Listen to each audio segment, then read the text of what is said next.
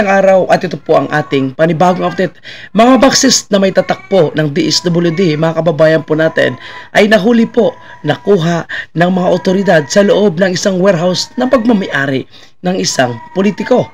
Ito kaya mga kababayan po natin ay nangyayari din po sa iba't ibang parte ng ating bansa at sa mga politiko. Bakit nakapunta po sa mga politiko na tumatakbo ngayon sa posisyon ang mga boxes ng DSWD? Ito kaya ay may sabuatan ng mga nakaupo na opisyal ng DSWD. Paano nila napupull out ang napakaraming boxes?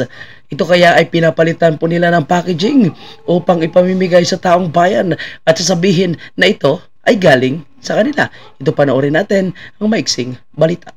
Warehouse ng Gibo Foundation ni Bong Rodriguez sinalakay ng CIDG at DSWD dahil sa mga nakaw na DSWD boxes. Sa pangunguna ng DSWD, kasama ang CIDG ay sinalakay nito ang isang pribadong warehouse ng Gibo Foundation na pagmamay-ari ni Bong Rodriguez na matatagpuan sa PNRDC Building, Concepcion Pequeña, Naga City. Caught in the act So, sa Naga City pa pala ito nangyari, mga kabayan. nasabing autoridad na kinakarga ang mga ninakaw na DSWD boxes sa isang 6-wheeler truck na may plakang CCE 7056. Sa kanilang pagsalakay, tumambad sa kanila ang libo-libong DSWD boxes at sako-sakong bigas na hindi pa naipapamigay mula noong Oktubre 2024. Grabe no, Oktubre 2024 pa po. Posible ito po ay ipamimigay sa mga taga Bicol na biktima po ng mga matinding baha. Ayon sa investigasyon, ang mga DSWD boxes ay nakalaan sa opisina ni Congressman Gabby Bordado at sa City Hall na pinamumunuan ni Mayor Nelson Legacion. Grabe po mga kababayan po natin ha. So mga politiko po yung may hawak nito, mga kababayan po natin. At alam nyo naman ha, sila po ay mga nasa administrasyon ngayon. Sila ay kaalyado ng administrasyon. Ang tanong dito, no? Nagkaroon po ba talaga ng sabuatan? At sino po yung in charge ng warehouse ng DSWD? At paano nila ito napapalabas kung wala po silang kasabwat? At hindi naman po basta-basta makapagpalabas na mga ganito klaseng supply at stocks sa warehouse ng DSWD kung wala kang listahan ng mga beneficiaries na pagbibigyan mo. At lalong-lalo, hindi ka makakapagpalabas ng mga ganitong klaseng mga boxes kung walang representante ng DSWD. Aba, no? Mukhang obvious po mga kababayan po natin, no?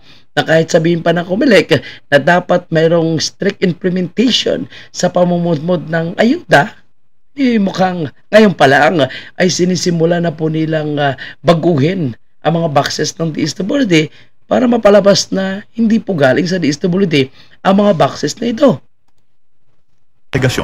Ayon sa DSWD, mahigpit nilang ipinagbabawal ang pag-imbak ng mga DSWD boxes sa isang pribadong warehouse at sa hindi nila accredited na imbakan. Mahigpit. Ayan po mga kababayan po natin ha. Hindi naman pala allowed na i-imbak ito sa mga pribadong warehouses at hindi po nila mga tawag dito, yung kanilang authorized na imbakan po. So bakit nandyan? So palagay ko mga kababayan po natin, ito ang isa lang sa mga nahuli. No? At siguro mas marami pa, no, yung mga nangyayaring ganitong klaseng pag-iimbak ng mga boxes ng DSWD sa mga pribadong warehouse at pagmamay-ari ng politiko. Malinaw po sa mga ganitong klaseng pagkakataon, nandito na naman, no, yung mga sabuatan diyan sa gobyerno, particularly po sa DSWD. Ito ang sinasabi ni Mayor Maghalong na hindi na lang tayo iimik, tatahimik lang ba tayo? Yan po yung kanyang tanong sa ating mga kababayan na patuloy na hindi nagsasalita.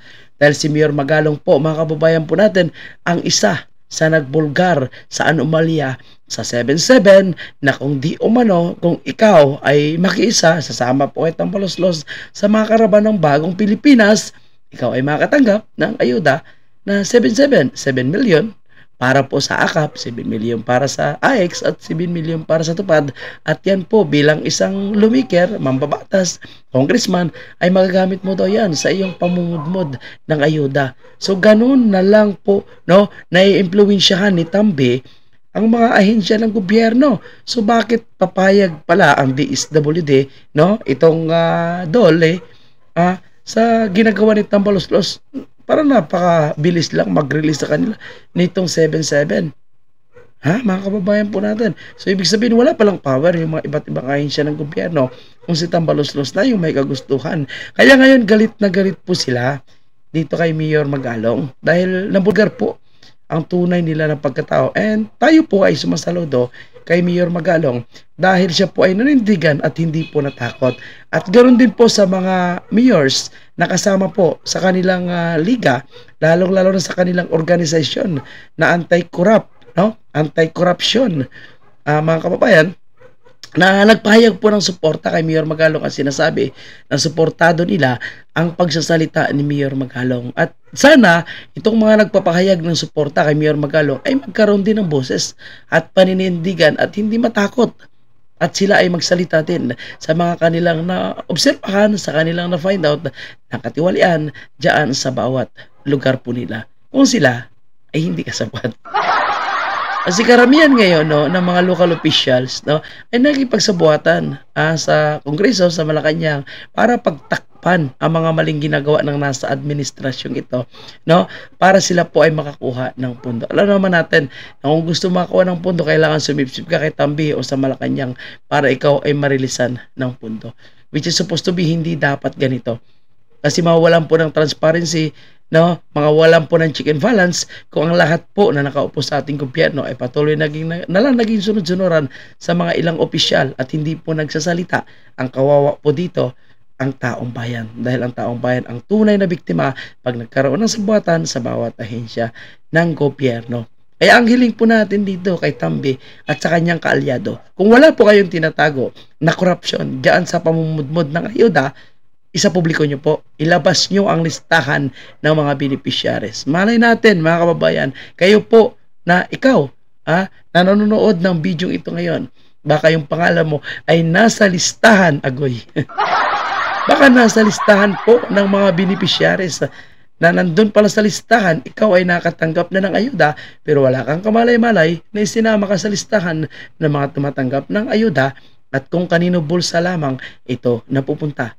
Kaya para sa accountability, transparency, kung sinasabi nyo na kayo ay concerned sa pera ng taong bayan, concerned po kayo kung saan napupunta ang pera ng taong bayan, sige nga, sabi nyo walang korupsyon, yung pamumudmod ng ayuda, ilabas nyo ang listahan ng bawat Pilipino na nakatanggap ng ayuda mula po sa sinasabi nyong AKAP, AIX-TUPAD, para ma-verify po natin kung lehitimo ang ginagawa nyong pamumudmod ng ayuda sa kamanang bayan. Dahil hindi po ito basta-basta, boxes ng DSWD, nasa warehouse ng isang individual. At posibleng marami po yan. Siya pa lang ang nasampulan o baka siya lang po ang mahinang nilalang na nahuli sa kanilang ginawang pagnanakaw at kasinungalingan. Yun, mga kababayan po natin. Maraming salamat. Babalik po tayo para sa ating panibagong update. Thank you and God bless.